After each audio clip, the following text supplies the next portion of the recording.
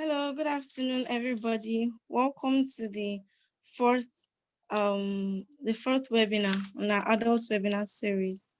You're welcome. It's 12:02. So we're going to wait until 12:05 for more persons to join by God's grace. Welcome to everyone. I don't know if I hope you guys can hear me.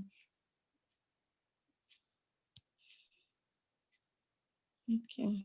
Thank you, Adevolagiwa, for coming again. Happy New Year, Adevolagiwa. Happy New Year to everyone. It's an amazing year. Thank you. Okay, thank God. Thank God you can hear me.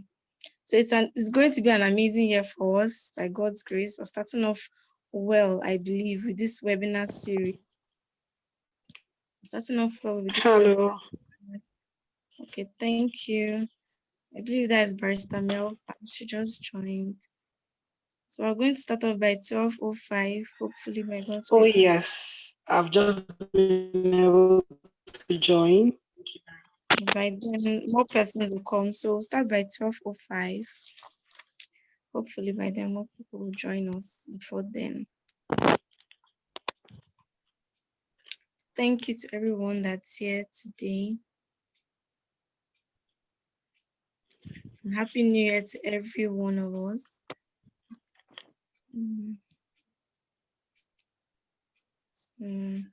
Just give others like Happy few New Year minutes. to you too, Mirabel. I'm having some network challenges, so I might have to do this without coming on video. Okay, no problem. I believe there's no problem. Nigeria. Cannot trust our network.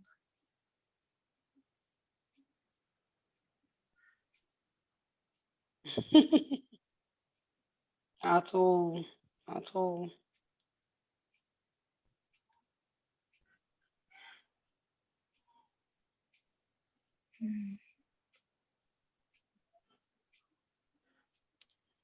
So it's 12:05. We'll just go ahead and start. Hopefully, by God's grace, as we continue, more persons will join. So I'll just read the bio of. Okay, before I start, this recording is also going to be uploaded on our YouTube channel. That's Fight It Initiative on YouTube, and also the shorts. Probably the shorts.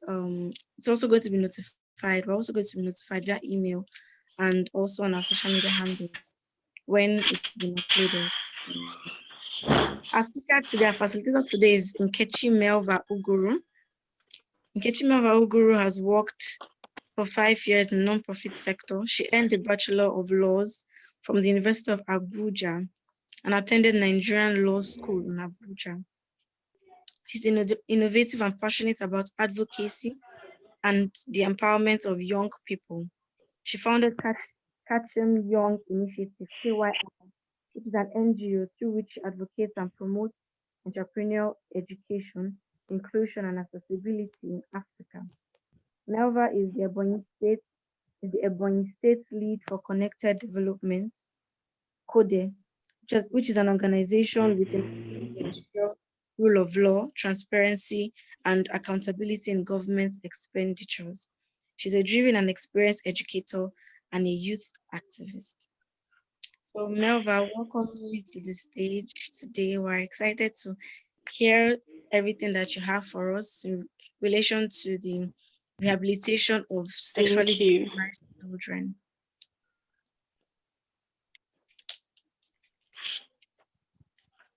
So the stage is yours.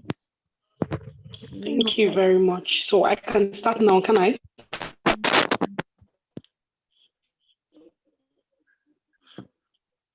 Okay. Thank you very much.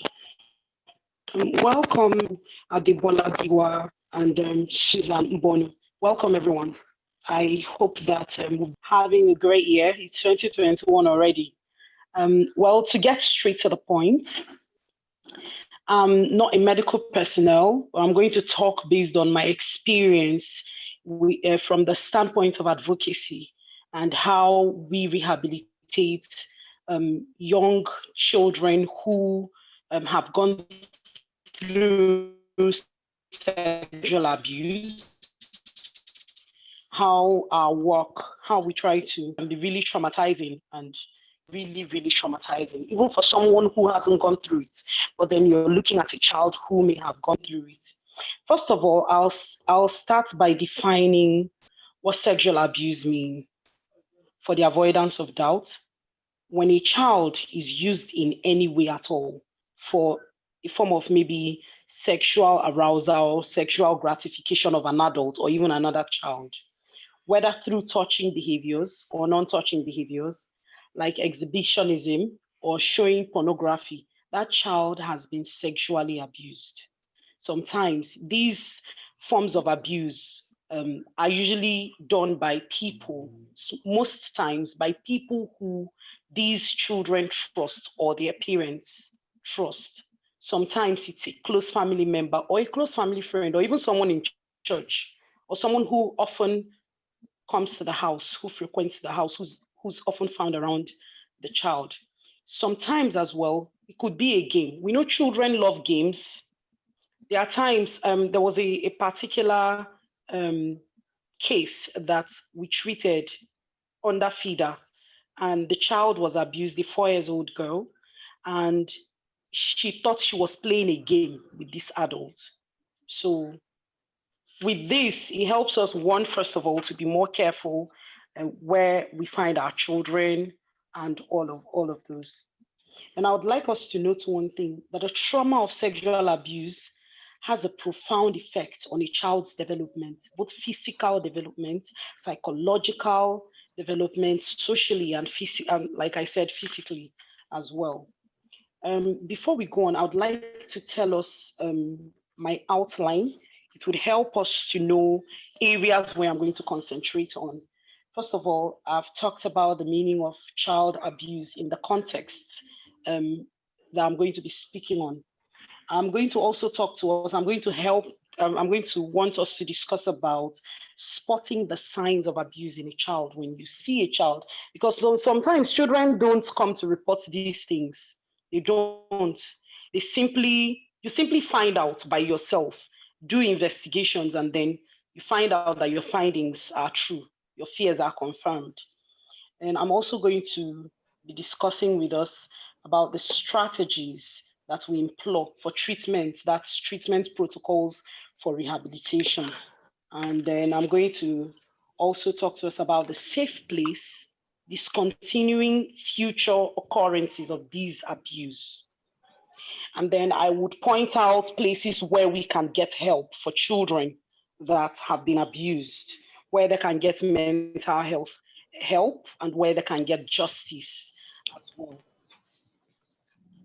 Okay, moving forward. Hello, can we hear me? Yes, we can. Can hear you perfect. Hello? Yes, we can. We can hear you Can we hear perfect. me? Yes, we can. Are we here?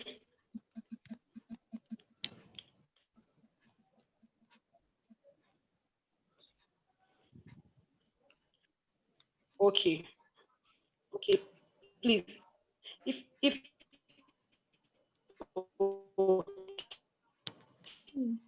Can hear you now. okay. If anyone can, you can raise your hand at the chat section. I'll see not so wonderful.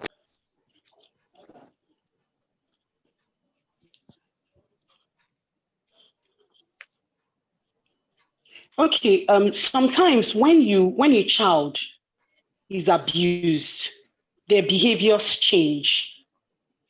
When their behaviors change, lots of things begin to go wrong. Sometimes abuse happen depending on the age. If it's as a child, as in 4 years old, 5, 3, 10, 3, 4, 5, 10, and above. If such a child help that they needed to have gotten, there's a tendency for behaviors, for the child to begin to exhibit delinquent behaviors when they get to adolescence. That's why it's really important to get the depend on the child, on the personality of the child, the depends on the kind of abuse that the child may have gone through as well. So these are the consequences that come from the trauma of being sexually abused as a child, because we're talking in the context of child abuse, because it's also very traumatic if it's even an adult. There is no abuse that there are levels of trauma, but it still can still be very traumatic. They become traumatized. Children they become traumatized, especially during the period of their development, essential to building healthy relationships. You know that when a child is growing up, we were all once children, and when you're growing up, you begin to develop some kind of skills, coping skills, feelings of safety and self-worth. That's why you find people that are overconfident. You find others that are not just normally confident. You find others that have inferiority complex. You find others that are withdrawn. You find people just with different characters, depending on how they have developed themselves. It could become detrimental to their growth, perhaps career growth, could become really bad for them in building relationships, or they could begin to have problems building relationships with other people, maybe trust issues and all of those. Sexual abuse can do considerable damage in these areas to last for a lifetime. There are people who begin to display some kind of really criminal behaviors. And then when you hear their stories, you find out that these people were abused as children. You find out they were abused as children. And as a result, they developed certain character traits just in response to that abuse, in response to the trauma, because it was not properly treated. They were not properly rehabilitated. They developed these character traits that become really damaging for them, for people in their immediate environment, and even beyond. So talking about spotting the signs, how do we spot a child and say, okay, this child is being abused? Children, like I said earlier, often don't talk. They may not come out to outrightly tell you that mommy, daddy, or auntie, or someone is touching me, or I've been abused. Or perhaps they don't even, most times, they don't even understand what is going on or what may have happened to them or what is happening to them. They usually they would not readily understand because, of course, they are children. Sometimes it's out of fear. Maybe they understand, maybe what happened to them is painful, or they are confused about it. Children are found to be really inquisitive and open. A child would readily ask a question that an adult would prefer to reserve and all. But then these children become withdrawn because they are either afraid, or they have been told, or they think that they are keeping a secret for this brother or this auntie that is abusing them, because perhaps they may have been told, like I said, it comes sometimes in form of a game. They think they are playing game of secrecy, and then they keep quiet about it. But they always have reasons why they don't talk. Most of the time, they do not talk. Some of the signs you may notice are changes in behavior, behavioral changes. So these children sometimes become withdrawn in classes, or you see them not being able to, if it's a girl child, you see her not behaving like a normal child her age would ordinarily behave. They become more aware of their sexuality, more than they should as children. They say things that children shouldn't say, things that because of what they've been exposed to, then they begin to behave in those ways. They begin to avoid a certain person who, in most times, may be their abuser. You see a child that would normally run out to greet this brother would no longer be interested in even saying hello. And then some of our African parents would see that as being stubborn and be like, this child, Bemi, you're not greeting. Come on, go and greet brother, that kind of thing. and they overlook those signs. These are subtle signs that if you take note of them and begin to probe and begin to ask questions, there's almost always something that comes out of it to confirm your fears. So these children generally change. They become more fearful than usual. They begin to behave like, have some sexually inappropriate behaviors, physical problems like health challenges. Sometimes you see a child getting infections that they shouldn't have. You see them having some maybe vaginal tear, lots of things. They are signs to really know that this child is being abused. In fact, most of the physical problems tend to be more health-wise than the other, than whatever other problems there may be. And those ones are usually the first and those are prominent signs that you can really see. So that's when you see such signs, health signs, then that says that that child is obviously acceptably being abused. And they begin to have problems at school. Sometimes they fight. You see a child begin to hate, maybe if it's a girl child being abused by a male, they begin to hate boys. They begin to fight with boys. If it's the other way and vice versa. Then children sometimes also give clues. They could begin to give you clues that they are being abused. They may drop certain clues without outrightly revealing it. It may be, some things, they will just say something that is off. It's important off. You listen. You pay attention. You ask questions in a way that the child will not feel like you're probing them. You become watchful of that child and of your environment as well. Because most of the time, children hardly lie. Yes, I understand that there are children that can lie as well, but there are certain things that you better be on the wrong, as in, you better be on the wrong while being on the side of the child against the child. So it's very important to children around us and to children generally when they tell us things. Now, if you have questions as well, I'm looking at the chat box. If you have questions, you can drop it as well. Amarachi, can you hear me now? Someone said network is quite bad. Can we hear me? Yes, we can hear you. Okay, thank you very much. Thank you for confirming that. So strategies and treatment protocol for rehabilitation. So come up with a suitable strategy to treat a child that has been sexually abused. You would need to consider a lot of things. What worked for child A may not work for child B, because children, as different entities that we all are, have different character traits. And they also sometimes don't take how A handled their abuse may not be the same way B would handle abuse. Sometimes I have a friend that was abused as a child, and it made her stronger. After she got treatment, it made her stronger.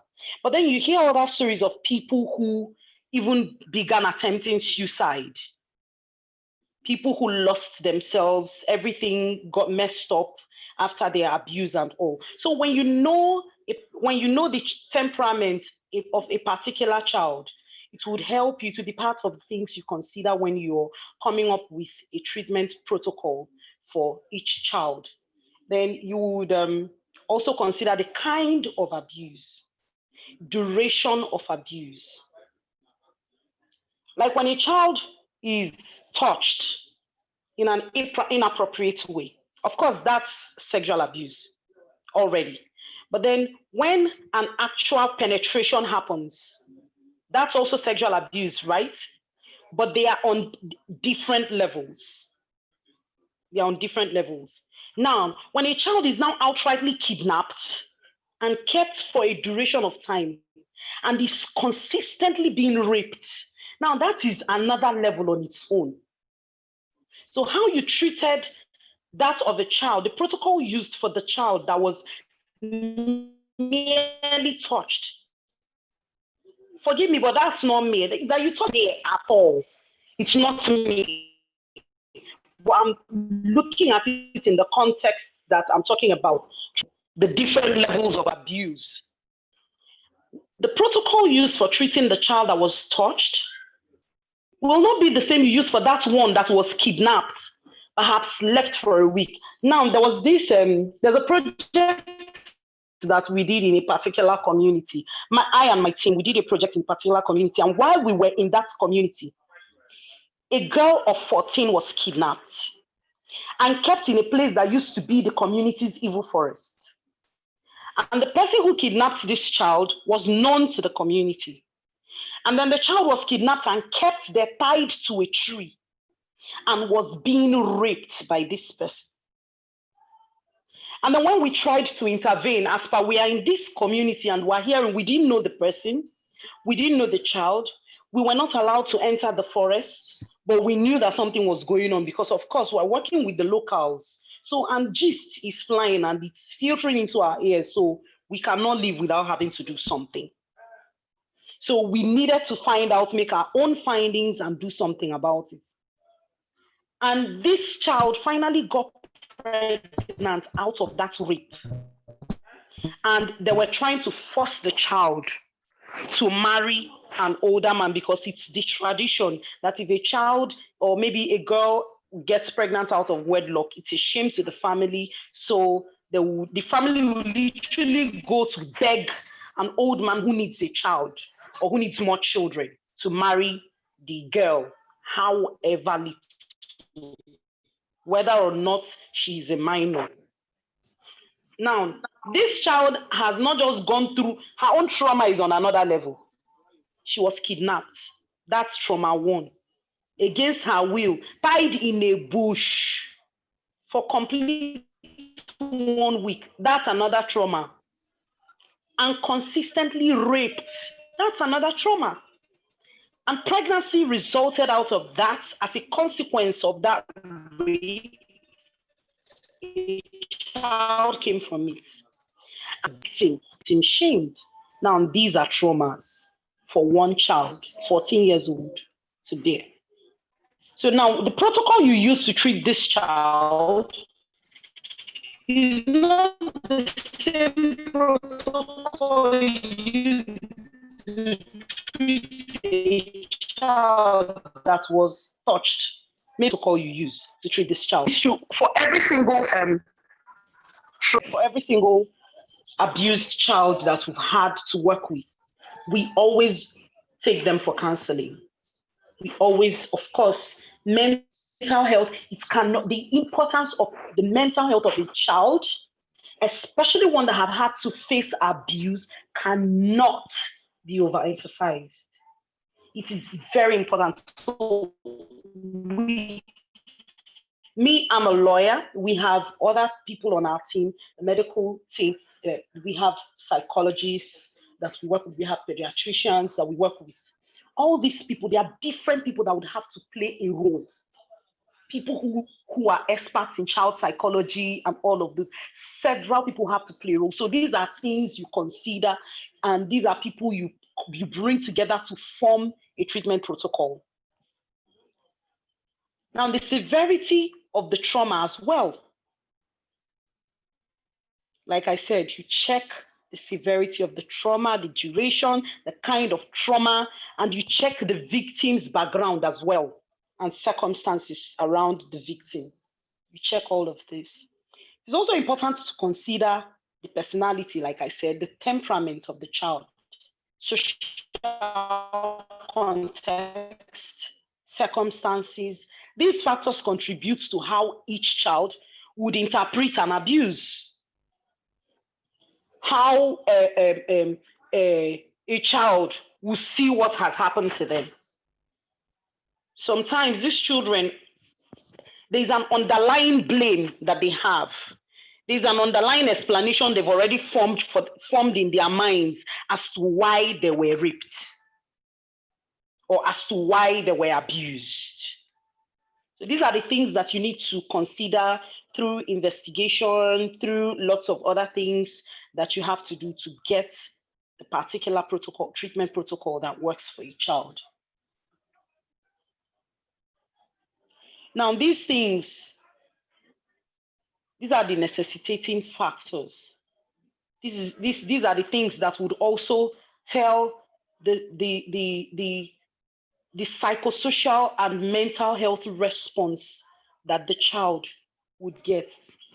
I believe that interventions or treatment protocols should encompass therapeutic programs, interventions by social and legal agencies. Now, when something happens to you, for instance, maybe someone steals from you, or says, I'll replace it for you. You know, sometimes it's not enough. You want justice. Sometimes getting justice is usually the beginning of your healing process.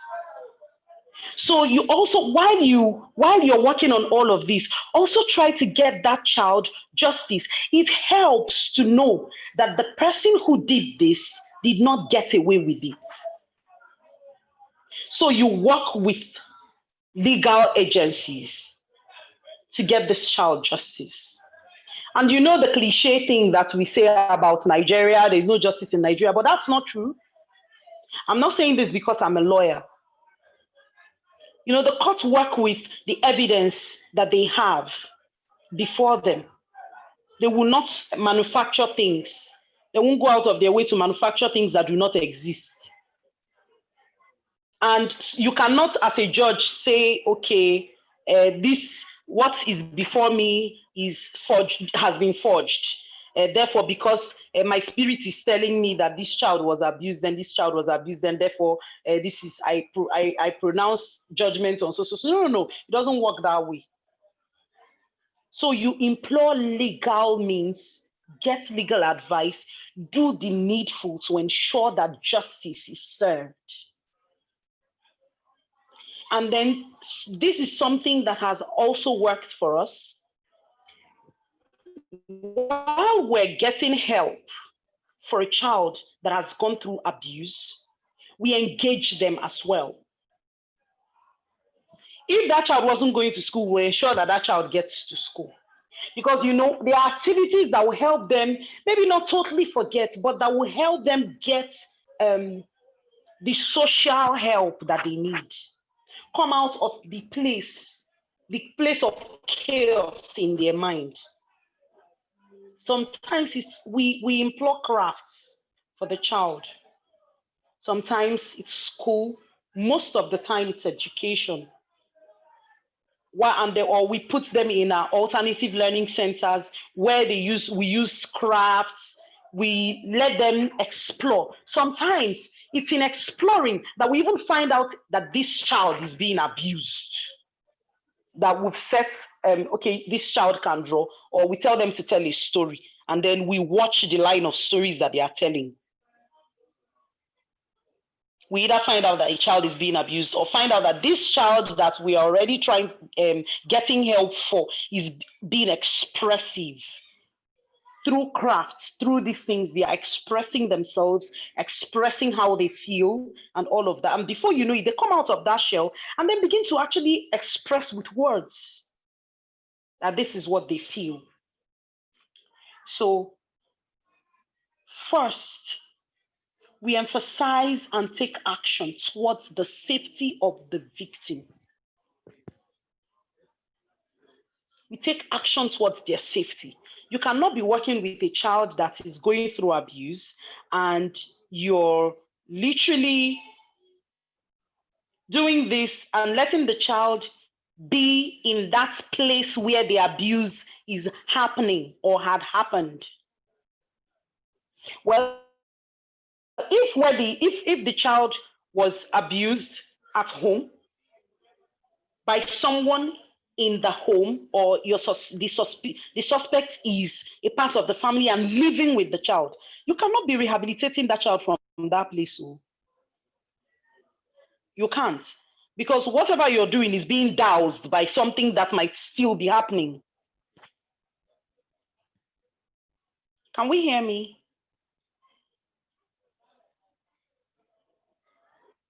Hello, can we hear me?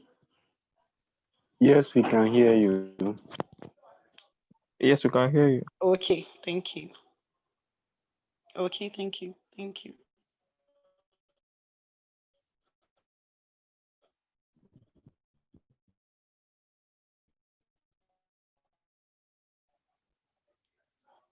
Like um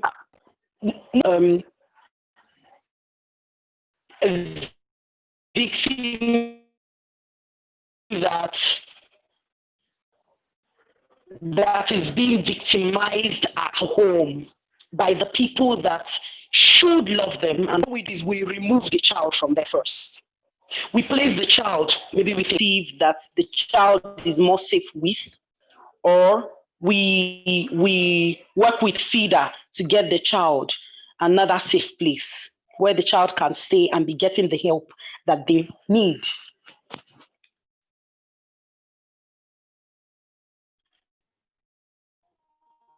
The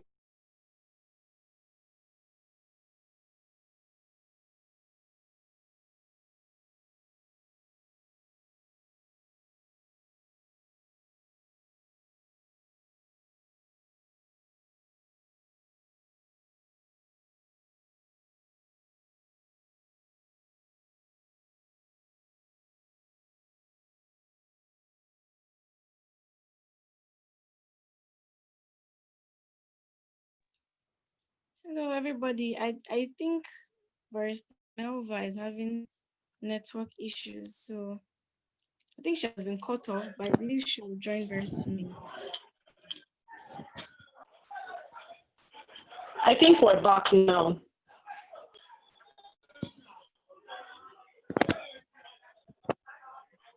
I'm here. I'm here. Yeah.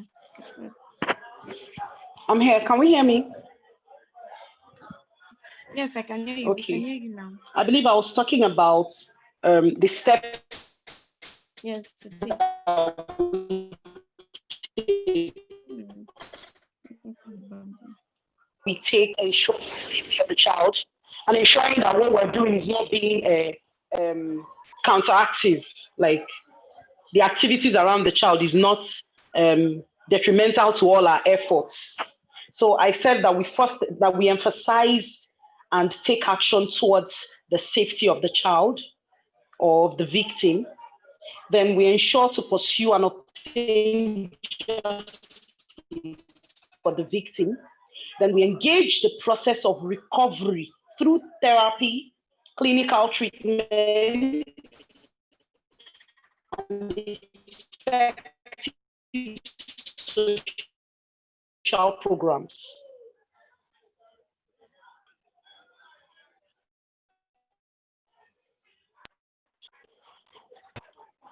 Assume that we can hear me because network has been playing a prank on us. Isn't it? I can hear you. Hello, if you can hear me, please, you can either raise your hand or unmute yourself and say something. You. I can hear I you. Can we can Yes, I hear hear can you? hear you. you. I can hear you. We can hear I you, can Mo. hear you. We can hear you.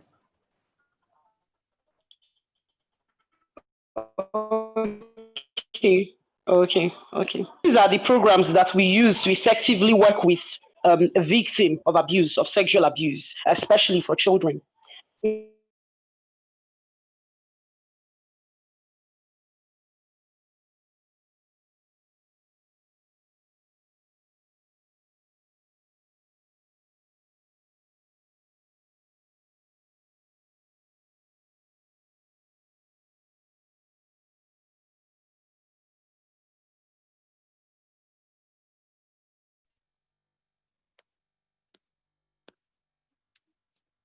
Where's the Melva? I think she has been cut off again. So I believe she was talking about, yeah, we lost her again. I believe she was talking about, she was trying to tell us the steps to take, the immediate steps to take where we see a sexually assaulted child. So I'll just go over what she had said before I hope I hope I was even hearing the right things because of the network. So she said, first of all, we should take action towards the safety of the victim and ensure to get justice for the child. And then the therapeutic activity, that's the psychological and the health.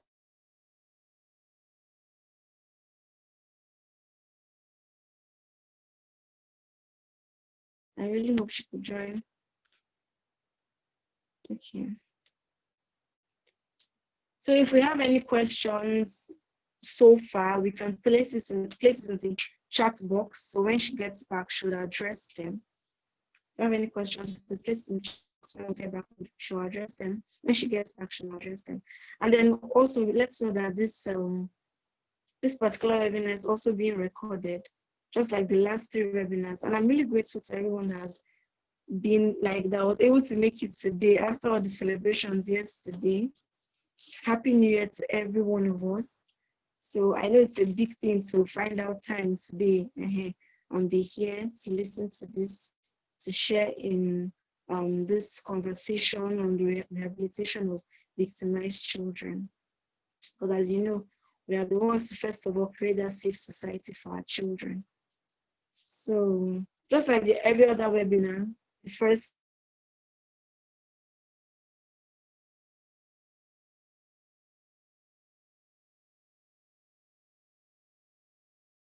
latest tomorrow on our YouTube channel. Today or tomorrow on our YouTube channel. So we could also stream it and share it with our friends, the knowledge that we have. I think it's important to share the knowledge that we have with our friends and family members, because only us cannot have this knowledge. Because the more persons that know these things that we know, I believe the safer the society that we'll create for our children as well. So I really hope network would allow Ms. Melva, Barrister Melva, to come back on. I think I'm going to have to check on her.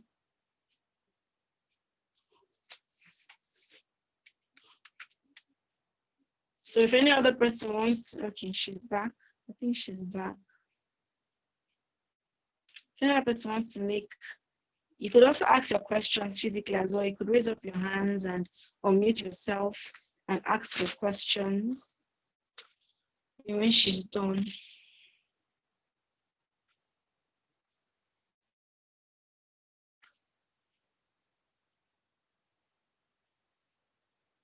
Okay.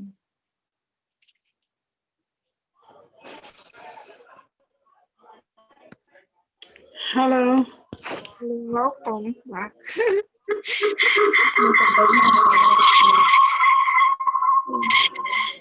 Hello. Hello, we can hear you. Okay. Okay. I'm so sorry. I think network is really playing prank on me. Okay. I was talking about the.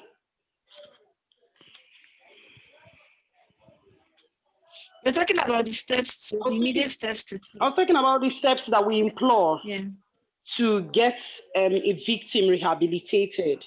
I've talked about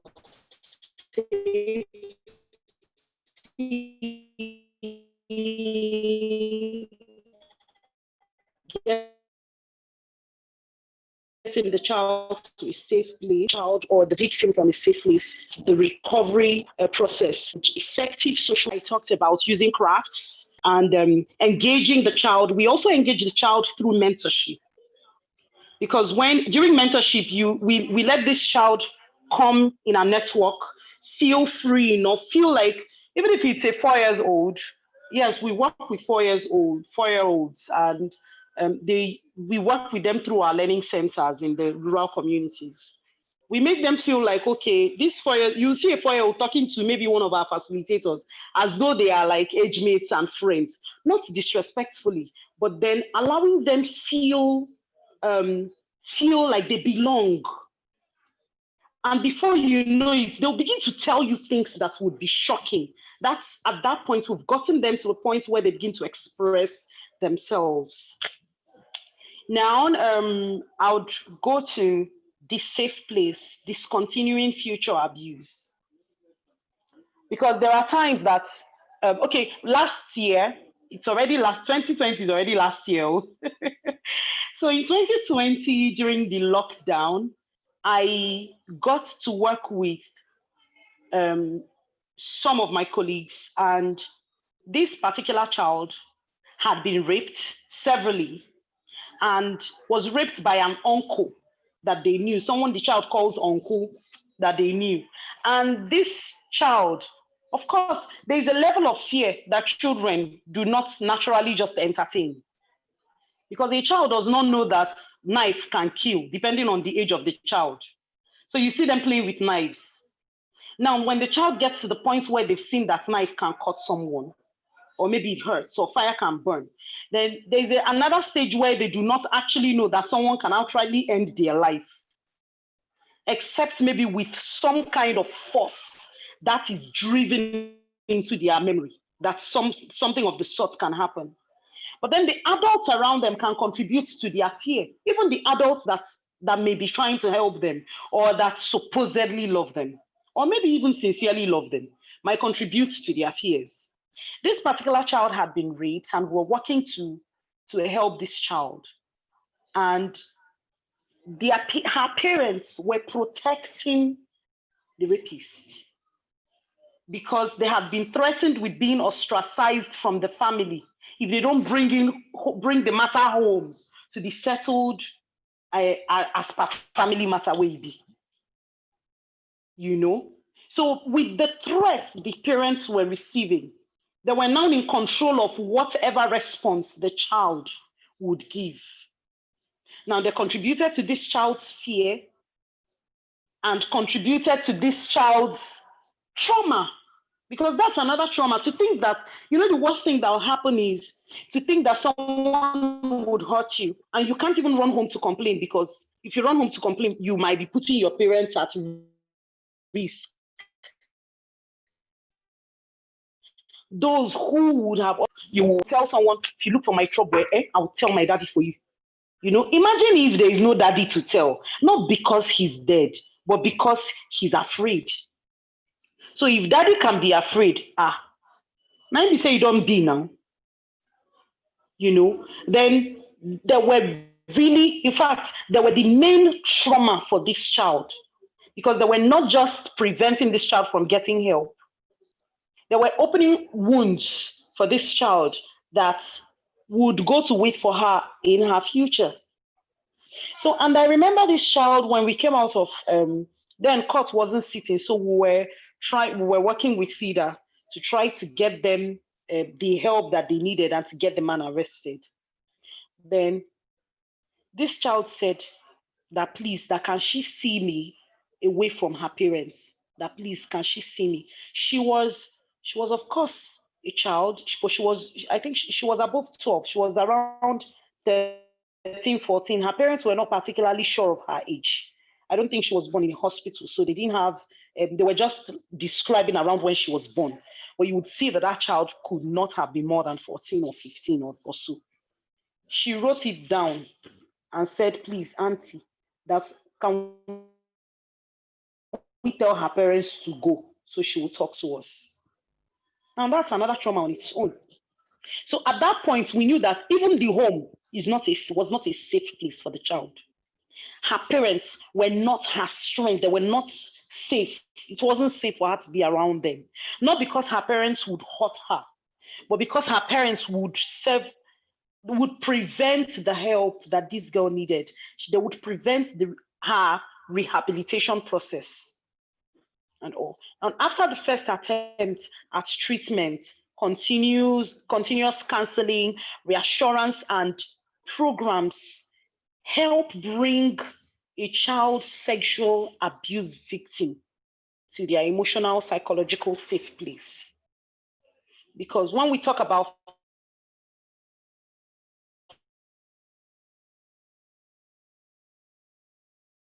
physical safe place, we also safe place. A physical is as important as well to discontinue abuse and ensure no future abuse occurs.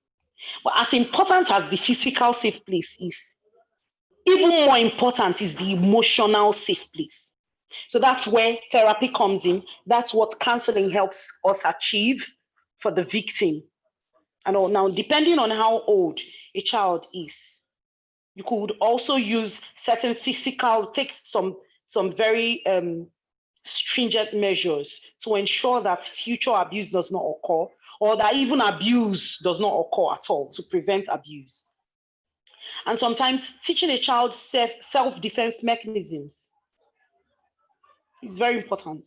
To teach a child some self-defense mechanisms, to teach a child early, teaching a child, starting early to teach a child, to give a child sex education also helps.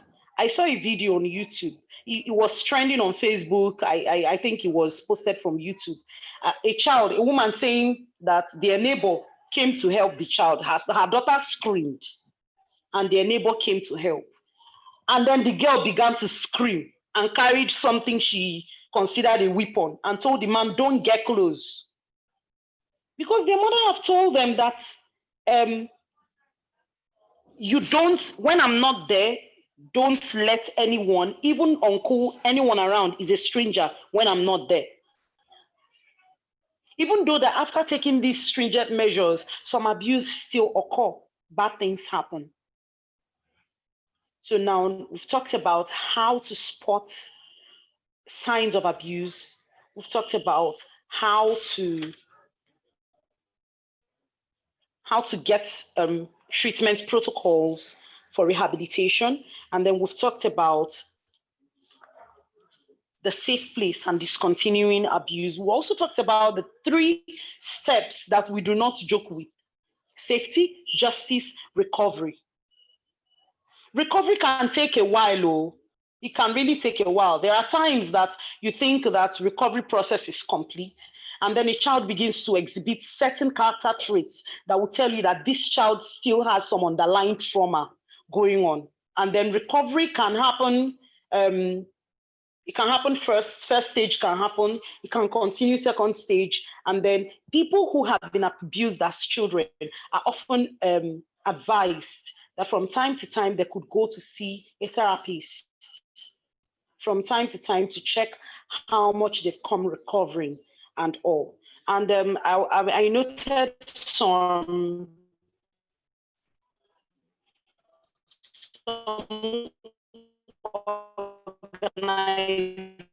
organizations where you can get help for children. NAPTIP, for instance, the Cheshire Foundation, you could Google NAPTIP, NAPTIP,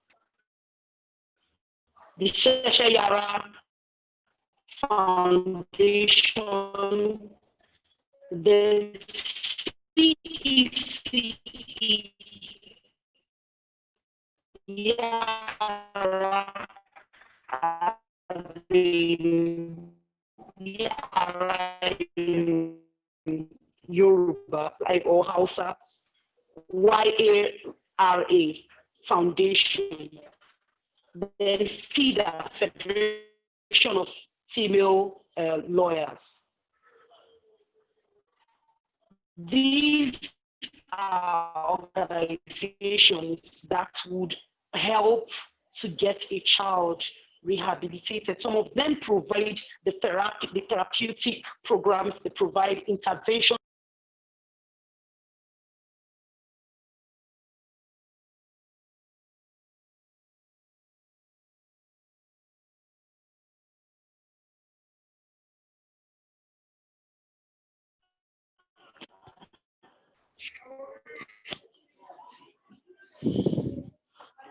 Hello, I'm back on. Yeah, we can hear you. Can we hear me? Yes, we can. Okay. Thank you. There's no really exhausting how the rehabilitation process and what goes on. There's really no exhausting it. Like the topic that I took was physical and social rehabilitation of a sexually abused child. What worked, like I said when I started, what worked for A may not work for B, but that's where the treatment protocol, formulating a treatment protocol, that's where it comes in. And it's very important that the child gets to be in his or her safe place. And when we talk about child abuse, please, I would like us to also note that boys are being abused too. So a child being abused is not just restricted to girl child abuse. In recent times, if you know what's trending now is justice for Don Davies. He was a little boy and he was abused. And the percentage, the statistics for girl child and boy child, yes, there is a difference, but the difference is not so, the margin is not so much. It's a public, the information is on public space. You can Google it to find out the percentage of girl children being abused and the percentage of boys being abused. It is wide. It is, as in, it's bad. Right? So when can you hear me? Yeah, we can hear you. I wanted to Okay. chip in that in Okay. 2015, UNICEF Okay. conducted a survey, and it was 1 in 10 for boys and 1 in 4 for girls in Nigeria. Wow. It's been That's almost like half of yes, it. that's like That's bad enough. That's really bad. So I remember I went to, when I was in secondary school, a boy, a junior student, was being raped by senior students. But by the time they found out, it was already so bad that the little boy had already contracted STD, HIV and AIDS. The little boy had contracted AIDS. So, yes, they were punished, but what happened had happened. So you can imagine it's while we're looking out for abused children, while we're looking out for signs, there's also need to look out everywhere. There's need to look out everywhere. It's really rampant among the girl children. Girls are almost not safe anywhere, and all. But while looking out, let's make it general because it's happening everywhere. So if you have any questions, I'm open to questions, maybe practical questions you want to ask me about how we do what we do. With respect to what I've taught to this topic, I'm here, I'm good to answer. Thank you very much. Thank you, Fight It, for this opportunity. Thank you, Mirabelle, for this opportunity. I appreciate it. we appreciate it too, Barrister Melva. Thank you so much for coming on. Thank you for knowledge. Like the knowledge was plenty. And so we really appreciate you. So we also appreciate the whole 7 persons that is logged on, 8 persons that is logged on now. So if anybody has any question, you could just feel free to ask, raise up your hand and unmute yourself and just ask Barrister Melva, because we were supposed to end by 1:10. So we have about 14 minutes, 13 minutes to go. So do you have any questions or comments? Comments as well.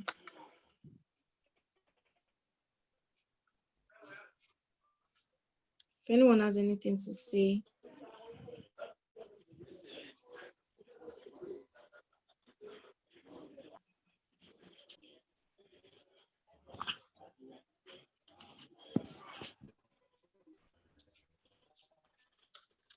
Or you can actually write in the chat box. Okay. Yeah, they could actually. In case you do not want to say anything. Exactly. Exactly. Exactly. Um, this so if since no one wants to ask anything, or as maybe they are still covering up their questions, there's something I wanted to ask in relation to like changing environments for a child and all. How is it like in Nigeria? Because I know I recently found out there are like social services that will come to a child's room and or his home and sorts for another home in Nigeria. Like, does it like how is the protocol for that? Is there a protocol for that? Especially if the child Oh, like signifies yes. that he wants to leave or something. Well, the truth is, you know that things, yeah, we have social services in Nigeria. Its functionality is another thing on its own. It doesn't work as wonderfully as it works outside of Nigeria. But so far, what we have done is we, through FIDA, we prove that this child is not safe with the parents, or this child is not safe where they are. Hello, can you hear me? I see Yeah, we that can hear you. it's okay. We see that this child is not safe where they are. When we're able to prove that, it's now our problem. Oh, where to provide the safe place to provide for the child becomes our problem. Oh. We're the ones that sort it out. If Mm, we find that there's a relative of the child that um, where the child seems safe, we put the child there. But there are organizations that I don't know of any now, and I don't know if Cheshire also do that, that also have a home for such children where they keep them. It's legal. They make it legal, of course. And then they keep the child there while the child is receiving treatment. Then some other times, I know that they also use orphanage homes, government-owned motherless babies homes or orphanage homes where the child can be while the child is getting help. So in Nigeria, they actually take people's children. Government can take people's children from them if they are found to be abusing their children or they are found not to be safe for their children. They take their children from them. So, but how the environment being as wonderful as foster care abroad, or even though foster care cannot be as wonderful as your home, but then you understand what I mean. It being as functional as the system abroad, that one is another thing on its own. I don't know if I answered the question. yeah, you did. You did. Okay. So someone just sent a question. Said you gave examples of rehabilitation of the child. So my question is, how many of those children get rehabilitated? Like how I think it means how often those children get Yes. rehabilitated, and then how is it possible that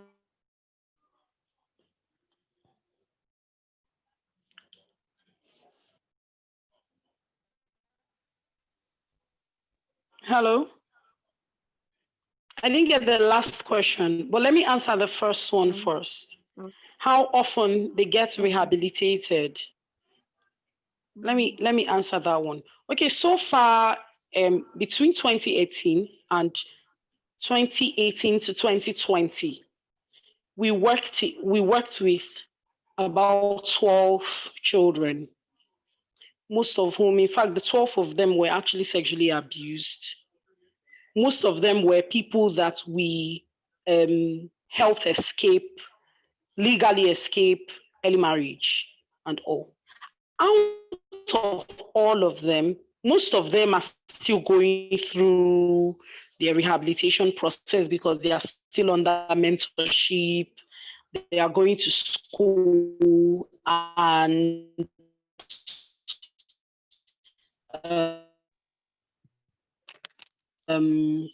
some of them are still seeing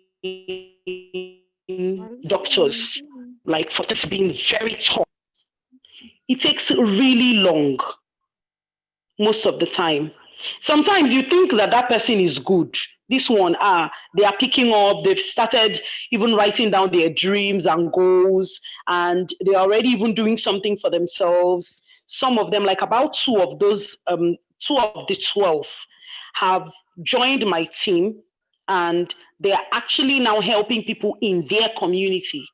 But there are still some character traits that at some point they'll exhibit. You know, it's as a result of the response, is a consequence of that rape, is a consequence of that abuse that they have gone through as a child. And then even they know it, and sometimes they'll have to, it's not a relapse. That's not what it is. It's not a relapse. It just shows that there's still an underlying trauma that has not been treated. That's why it's called trauma, that sometimes some things will still crop up as a result of what you've been through, and when it comes up, you tackle it, maybe through therapy, or through talking about it, talking to your mentor, talking to someone about it, and finding solutions together. So oftentimes they get rehabilitated. They, in fact, all the time they leave where they were and move to the next level. That's to say, they leave that emotional state where they were as victims. They are no longer victims. They come out of being victims and get to a place where they are now to an emotional state where they are now getting better. And as they are getting better, some things will crop up. It's all part of getting better, and then they'll have to tackle it. So I don't know if I answered that question, if the person is satisfied with the answer.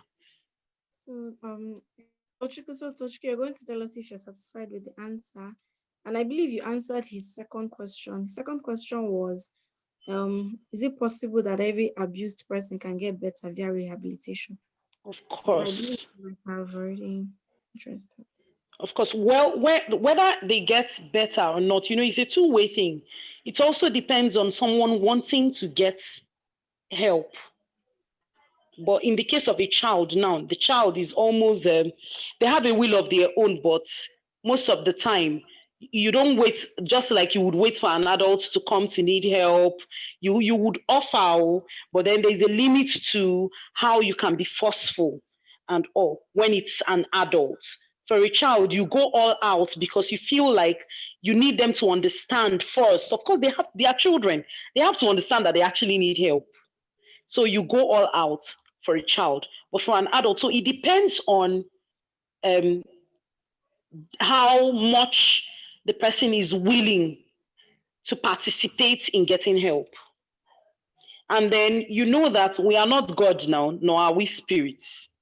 So you would do your part, and then a bulk of it is dependent on the response from the victim. But you would do what you need to do as an advocate or as someone who gives help, who gets children rehabilitated, like what Fight It is doing and what I do with my team. So that's basically it.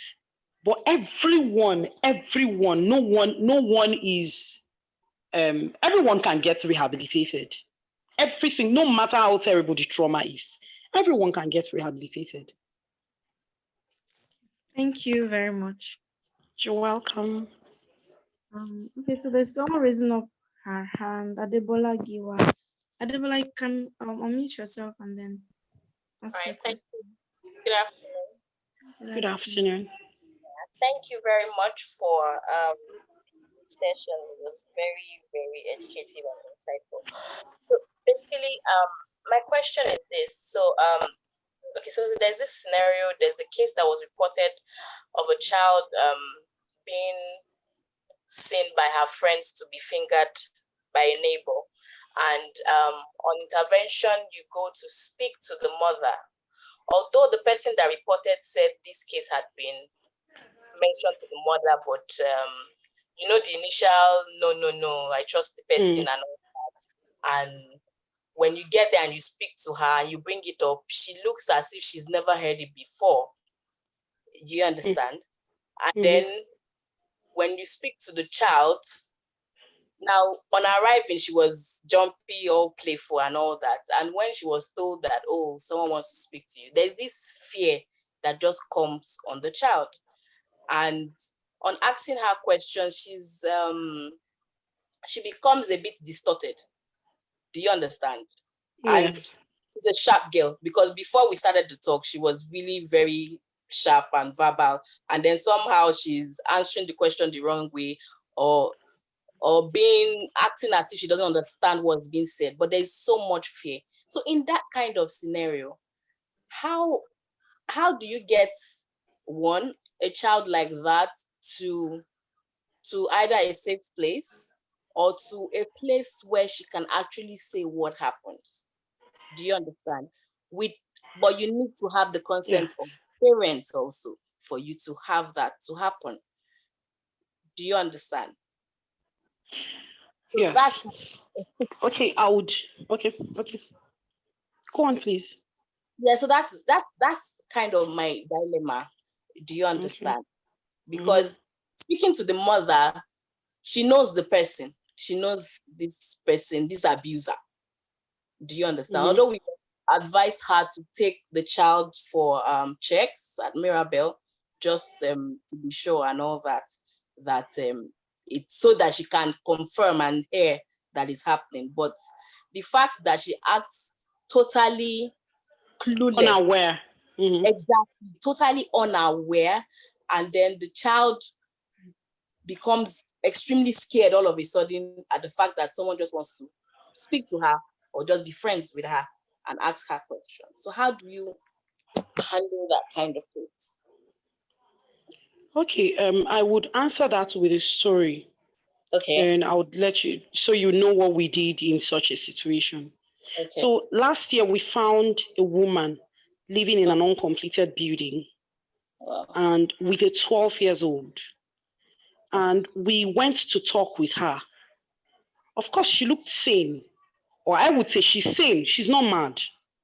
Okay. And we went to talk with her, but she was not in all the talk. We tried to give her help. We tried to get her an accommodation so she would leave that place, especially because of the 12 years old.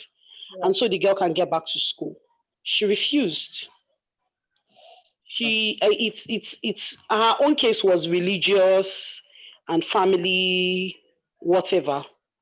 And she even has the support of her family from the village. And the girl's father knows where the girl is. And now, if we were abroad, you would simply call the cops. That's all. And everything would happen as it should. But then this is Nigeria, where you have to follow through, you have to be the one to do everything most of the time. So what I did was I went to the local government where it's happening and reported to the social department for social workers. So they took it up, did their investigations, and took the child from her. So the child is under the government's welfare, under the local government's welfare. So in Nigeria, most things depend on where you are. If for my organization, if we had planned that, we'll do everything legal, of course. If the government doesn't do anything about it, we engage the social media, because what's important is that child. Because it's obvious that something is happening and the mother is aware. And engaging the social media is not in the sense of coming to Facebook to write about, okay, this is happening, that is happening. There are organizations on social media that do these things. In 2019, we worked with 2018, we worked with a certain lady, Dr. Lila St. Matthews Daniel. We worked with her on a particular case. And of course, it was through social media that we contacted her, and we did our investigations ourselves, got our findings, and we put the family in a place where they felt that, okay, now in order to protect ourselves, we need to give up this abuser. I don't know if you understand what I mean. I do. I understand. I do. You put the person in a space where, because it's important that the child, this is a child, and the child needs help. For the child to have fears, there are so many probabilities that may be playing under, which we do not know. So, and it's important that this child gets the help that they need. So I would advise that you find out what works, what laws have been put in place in the area where you are. Maybe for social services. I know that Lagos is more advanced in making provisions for protecting children, protecting, even for their laws are usually more advanced than most other states. So, and if you're in Lagos, I think that you might have to contact Cheche Yara Foundation, or you contact FIDA in Lagos. Maybe they would now direct you to where else. Find out about the social work for children in Lagos State, if you're in Lagos. Okay. Then, but that is the other plan B is to put the parents, maybe explain to the mother the consequences of what she's doing, how she's making herself culpable, because she's becoming an accomplice. Exactly. So put her in a position where she would now know that this is legal. In Nigeria, we tend to act as though na me born you, now if I want kill you, I go kill you, you know? Yes. Yes, we tend to do that a lot. So we forget that every person, whether or not they are your children, is a human being that have rights, entities of their own. And if their rights are flouted, then it's either becomes an offense or a crime. If something happens to them, you would need, whether you're their mother or not, you would be held accountable. She needs to understand that. And put her in that position and see her release the abuser. Okay. Thank you. I think. I hope that helps. Oh, yes. I hope I was able to answer that. Yes, you are. Thank you. You're welcome. Thank you all so much. I don't know, no one else is raising up their hands, and there's no other questions in the chat box. So we're going to assume that everyone is okay, and there are no questions. So it's 1:15. We're 5 minutes past time. Thank you so much to everyone that was able to make it. Thank you, Barrister Melva Uhuru, for this very insightful webinar, very educative training. Thank you, Tochukwu. Thank you, Adebola Giwa. Thank you, Amarachi Zendindu. Thank you, FKB. And thank you, Ogoke Joseph, for bringing out time to be here with us today. So you can follow us on our social media handles. I've already posted the links on our chat box. So you could just click on the link and follow us there. With time, there will be more updates from Places Initiative. Thank you very much. Thank you very much. You're free to end this meeting. Is there any other final comment? Okay, I guess no. So thank you so much, everyone. Thank you, everyone, and Happy New Year. Yes, Happy New Year, everybody. Bye. Yeah, Bye. Bye.